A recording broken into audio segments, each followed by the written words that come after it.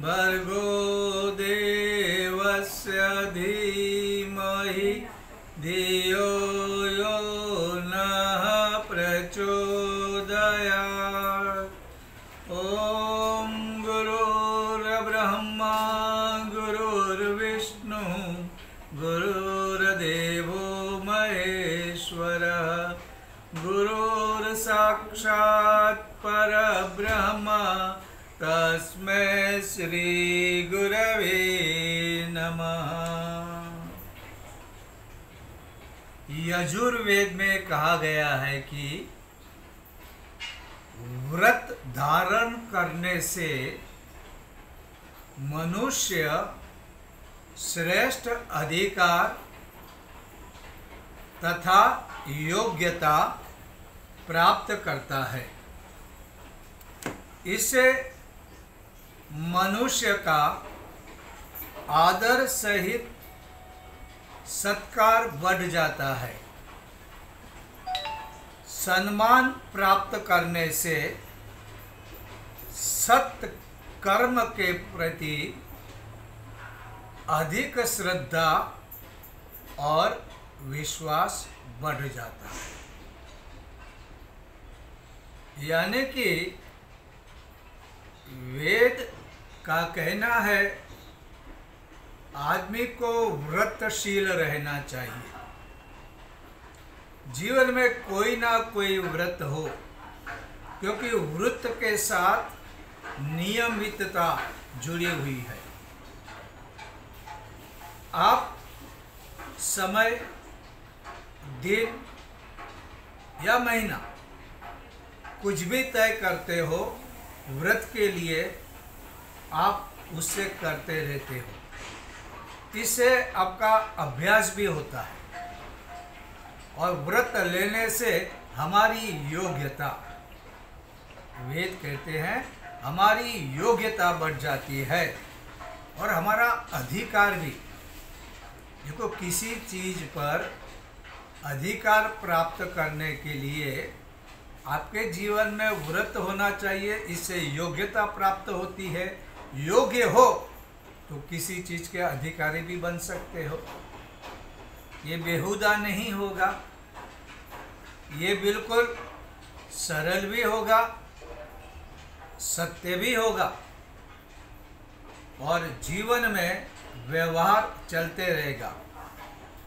इससे क्या हो जाएगा, धीरे धीरे समाज में ऐसे व्यक्ति का सम्मान बढ़ेगा, उनका आदर बढ़ेगा और जब सम्मान और आदर मिलते रहेगा तो आदमी को सत्य कर्म के प्रति श्रद्धा बढ़ेगी। उसे लगेगा मैंने सत्य कर्म किए, मैंने व्रत का पालन किया, मैंने जीवन में अच्छी चीज़ों का अभ्यास किया और इससे लोग सम्मानित करते हैं, इससे कुछ अच्छा मिलता है, तो फिर श्रद्धा भी बढ़ेगी, विश्वास भी बढ़ेगा और उसका जीवन श्रेष्ठ बनेगा। साथ में उसको देखकर समाज में भी परिवर्तन आएगा। लोग आपकी बातें सुने या ना सुने, आपका व्यवहार देखकर उनके जीवन में भी परिवर्तन आता है। तो ये जो व्यवहार है, ये सबसे बड़ा उपदेश है और अपना सुधार ये सबसे बड़ी साधना है, सबसे बड़ा कार्य है। अपना सुधार करके जिस दिन हम बाहर आएंगे, वह लोगों का जीवन अक्सर बदलता है। सिर्फ बातों से कुछ भी नहीं होता। और इससे उल्टा, अगर हमारे जीवन में कोई व्रत नहीं, कोई नियम नहीं, कोई नियमितता नहीं, तो क्या होगा, हमारा जीवन, हमारे आदर्श, हमारी बातें इधर उधर होती रहेगी। जिसका कोई ठिकाना नहीं, जिसका कोई स्थिर स्थान नहीं, वो दूसरों को मार्गदर्शन नहीं दे सकता। और अगर कोई व्रतशील इंसान हमको दिखाई देता है, अगर कोई सत्कर्म कर रहा है, अगर कोई सद्भावनाएं रख रहा है, तो ऐसे व्यक्ति की कद्र भी करनी चाहिए, उनका सम्मान भी करना चाहिए। अगर ऐसे आदमी को हम ठुकराएंगे तो क्या होगा? कुछ चीज़ें ऐसी होती है जो इंसान करते ही रहता है, फिर वो बुरे इंसानों को इज्जत देना शुरू करेगा। जिसके पास नीति बता से कमाया हुआ पैसा नहीं, ऐसे पैसों की डिमांड करेगा।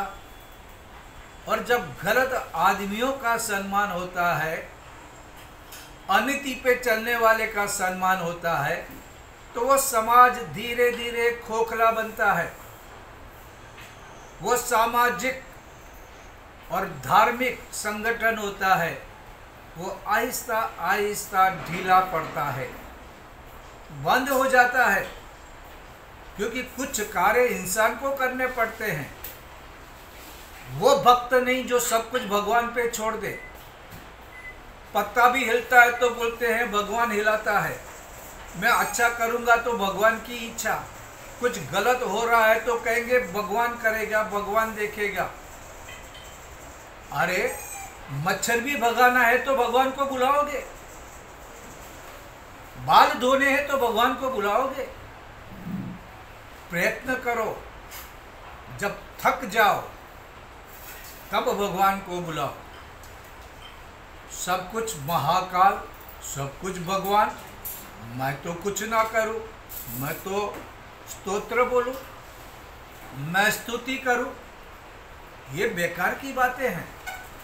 इंसान को खुद को करना है, अपने ध्येय, अपने व्रत को याद रखना है। जरूरी नहीं कि व्रत के लिए आप भगवान के ही व्रत लो। हो सकता है कि आप जिस प्रोफेशन में हो, जिस बिजनेस में हो, उसकी प्रगति के लिए भी आपको कुछ नीति नियम रखने पड़ेंगे। जितने भी सफल व्यक्ति हुए हैं, उन्होंने अपने जीवन में कुछ ना कुछ धारण किया हुआ है। बिना कुछ किए उन्हें कुछ भी नहीं मिला है।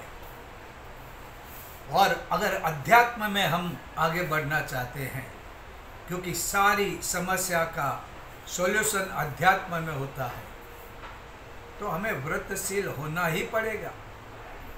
व्रतशील होने का इतना अर्थ है कि हम भगवान की तरफ एक कदम बढ़ा रहे हैं। जब हम एक कदम बढ़ाते हैं तो वो 10 कदम चल के आता है। कदम नहीं बढ़ाओगे, भगवान नहीं आएंगे। बढ़ाना है, कुछ ना कुछ करना है, कुछ ना कुछ देना है।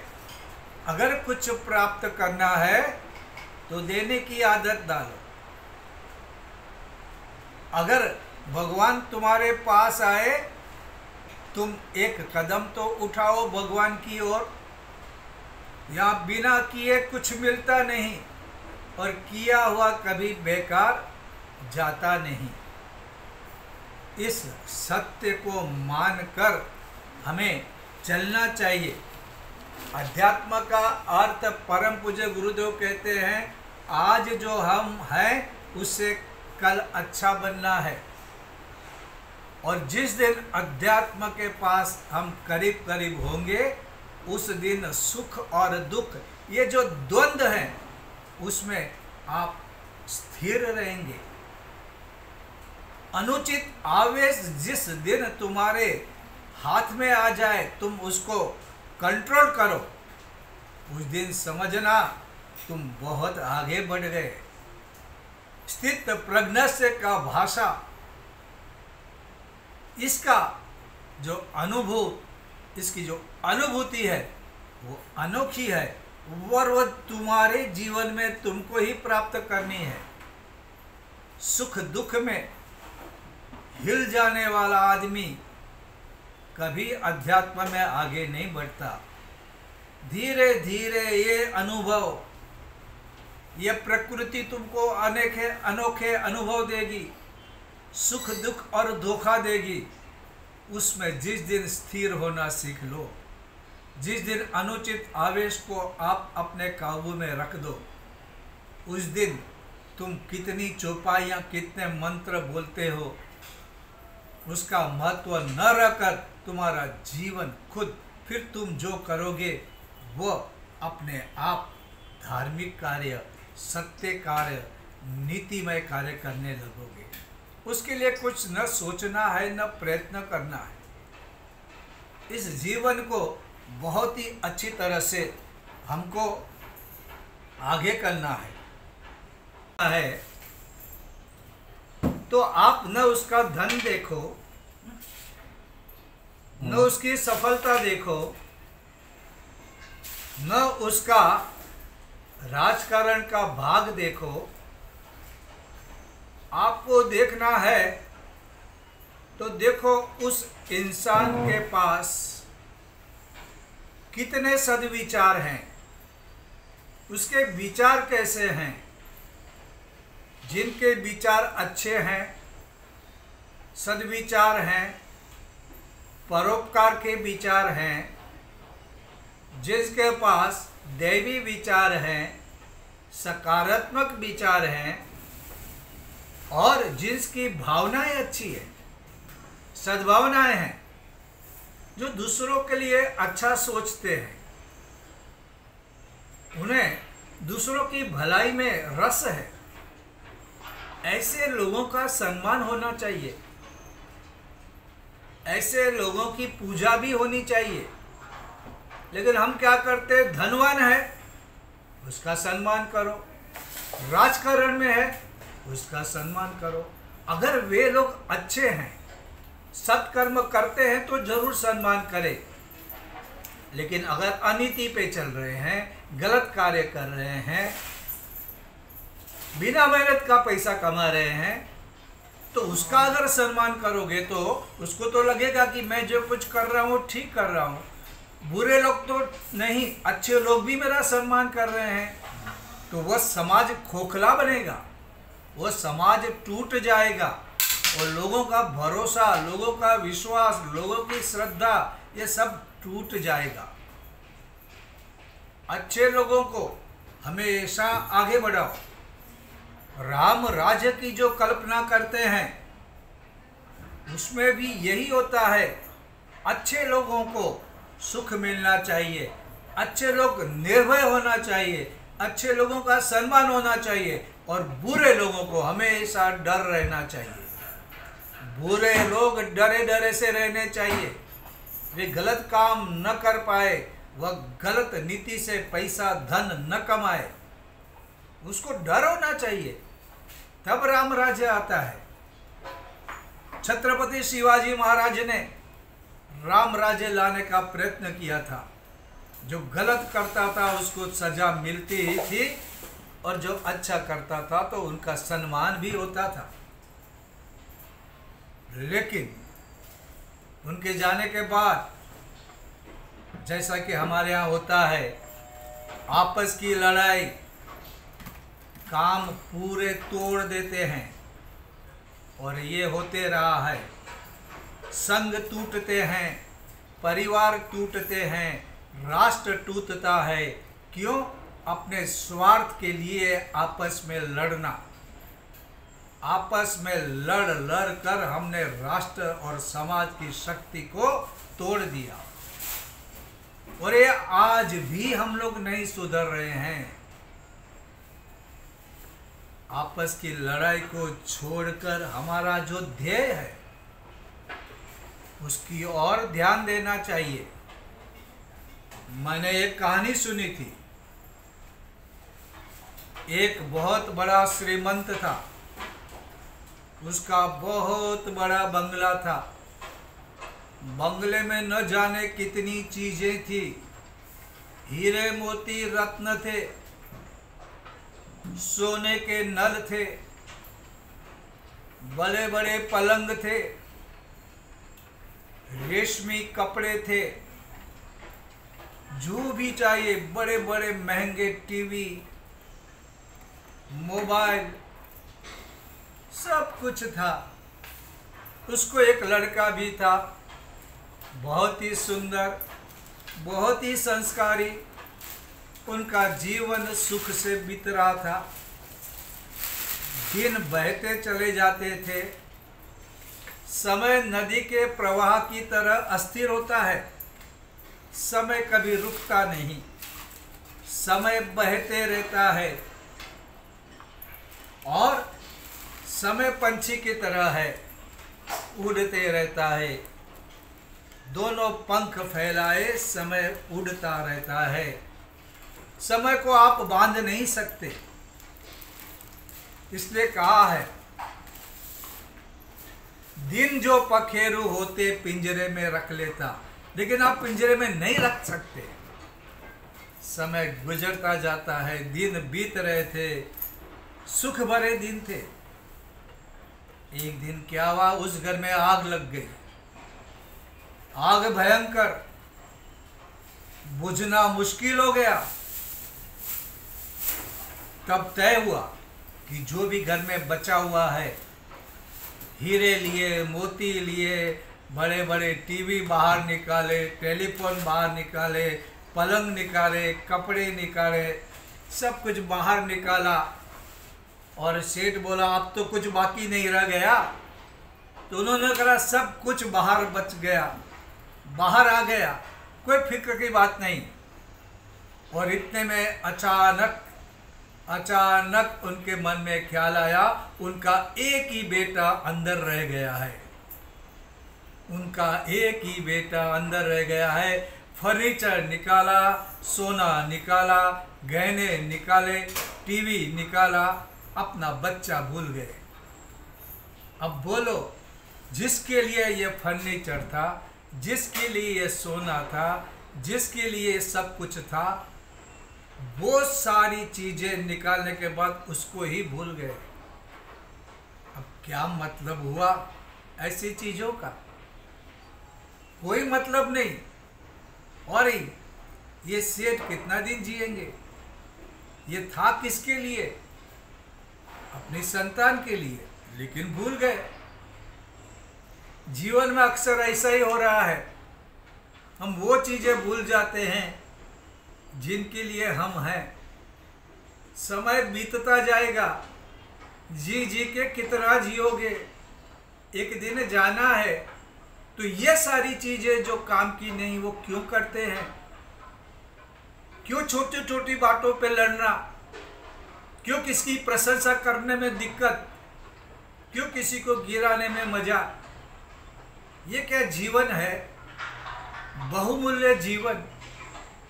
ऐसा जीवन मुश्किल से मिलता है। प्यार करने के लिए समय कम है, जहां पर वहां पे लड़ते जाना, अपने अहंकार को मजबूत करते जाना। क्या है ये जीवन? ये नादानी, ये पागलपन आदमी को खत्म करता है। जब मृत्यु शैया पे होता है तब आदमी को पूरा पिक्चर दिखता है, लेकिन उसके बाद पछताने से क्या होगा? क्योंकि अगला जन्म तुम्हारे लिए तैयार है, तुम्हारे कर्मों के अनुसार। तुम कुछ भी नहीं कर सकते। कर्म करने के लिए तुमको पूरा फ्रीडम दिया। प्यार करो, नफरत करो, अच्छा करो, बुरा करो, तुम्हारे हाथ में था। कर्म का फल तुम्हारे हाथ में नहीं। क्यों यह पागलपन करना? इससे क्या मिलने वाला? अहंकार तुम्हें क्या देगा? न तुमको खुशी देगा, न सामने वाले को खुशी देगा। गलत ही गलत। जो दुश्मन तुम्हारा नहीं बिगाड़ सकता, तुम खुद बिगाड़ रहे हो। और जो बिगड़ता है वो कभी सुधरता नहीं। धागा है, धागा टूट गया, गांठ बांधनी पड़ेगी, लेकिन गांठ भी एक बंधन है, एक रेस्ट्रिक्शन है। कुछ खोया खोया सा है, कुछ भूला भूला सा है, कुछ टूटा टूटा सा है। वो अखंड चीज होती है, वो अखंड होती है। खंड खंड जो चीज हो जाती है वो जीवन में कहीं ना कहीं, कभी ना कभी बाधा देती है। भगवान ने बुद्धि दी, समझदारी दी, तो फिर हम ये सब क्यों करते हैं, ये कभी समझ में नहीं आता। इसलिए तो परम पूज्य गुरुदेव ने कहा गायत्री मंत्र इसलिए है कि सद्बुद्धि मिले, और सद्बुद्धि मिलेगी तो सत्कर्म करोगे, पुण्य करोगे। देखो तुम कितने सयाने हो, तुम कितने ज्ञानी हो, तुम कितने समझदार हो, उससे कुछ नहीं होता। तुम्हारी पहचान भी तुमको काम नहीं आएगी। सिर्फ पुण्य, सिर्फ पुण्य, सिर्फ पुण्य, तुम्हारे सत्कर्म और सद्भावना। एक क्वांटम थियरी की अगर आप स्टडी करोगे तो आप यही पाओगे, तुम्हारा हर एक कर्म, तुम्हारा हर एक विचार, तुम्हारी हर एक भावना और तुम्हारी वाणी, ये तुम्हारे जीवन को बनाती है या बिगाड़ती है। इसके प्रति सावधान होना है। तू जप तप यज्ञ मूर्ति पूजा मंदिर ये करो या ना करो, लेकिन इसमें सावधान रहो। यही तुम्हारा जीवन बनाएगी। यह जीवन नहीं, अगला जीवन भी, आगे की गति ये उसी पर आधारित है। तो इसे हमें अच्छी तरह समझना चाहिए और हमारा जीवन हमको वैसा जीना चाहिए। आज के लिए बस इतना।